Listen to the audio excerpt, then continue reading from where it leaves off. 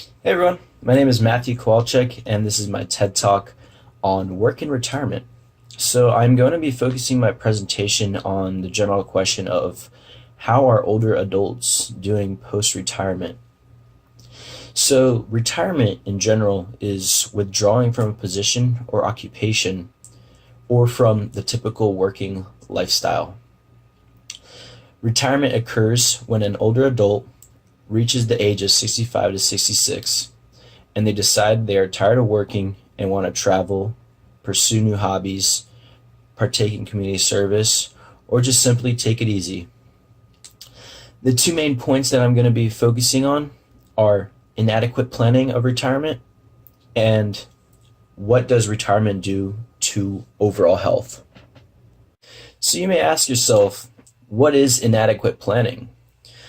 So it is the opposite of proper planning, which is determining your retirement income goals and the actions and decisions necessary to achieve those goals. So retirement planning includes identifying the sources of income, estimating your expenses, and implementing a savings program, as well as managing your assets. So retirement must be done on a five-legged stool idea. The first being Social Security, pension, earnings, assets, and investments. These are all necessary so that the individuals who are going through retirement don't find themselves falling into poverty. According to CNBC, it has been found that over 40% of American middle-class people face poverty in retirement. So this alone forces 75% of people to plan to work past their traditional retirement plan. So as you can see, the planning is an important factor in retirement because financial stability for people going through retirement is important, because what's the point of retiring if you can't support yourself with the funds you receive? During your retirement, health is probably the most important factor. Over the course of retirement, individuals with poor health or have a medical history of disease can pay an average of around $220,000 in medical expenses alone. These medical expenses can include healthcare premiums, supplemental insurance premiums for prescriptions, co-pays to the doctor visits, and as well as long-term care expenses such as assisted living or nursing homes.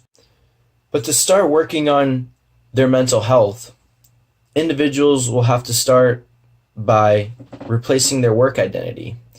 Move away from being a nurse, an engineer, or teacher, or whatever profession they have had previously. This is important because it helps keep a good mental health. So to do that, they can stay involved by being connected with a group, staying social, and this is really important for mental health.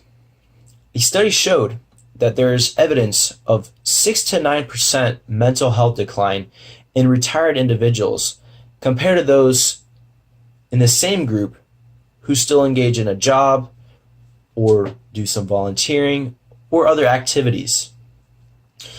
This is most likely because the individual is still engaging, still working with people, problem solving, and not just staying at home doing nothing. So they're still using their brains. So with an increased amount of leisure time, this can be beneficial to them. This is where they can work on their physical health. They can work on activities like golf, tennis, or yoga.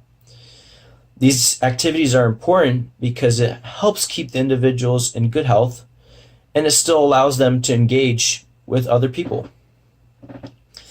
But retirement has been seen to also negatively impact people's health, where people pick up bad habits such as drinking and other addictive products. For individuals in retirement, it is still vital for both mental and physical health to go out and participate in society. Since this is your time of freedom, you're allowed to engage in whatever you want to do. You can continue doing things you love doing, and you can find new hobbies. So my final statement is that retirement is a time where you can wind down, start a new lifestyle. So it is important for the individual to ensure they're keeping good health and have a plan for their retirement so that they can have a satisfying retirement. Thank you for watching my presentation. Hope you enjoyed.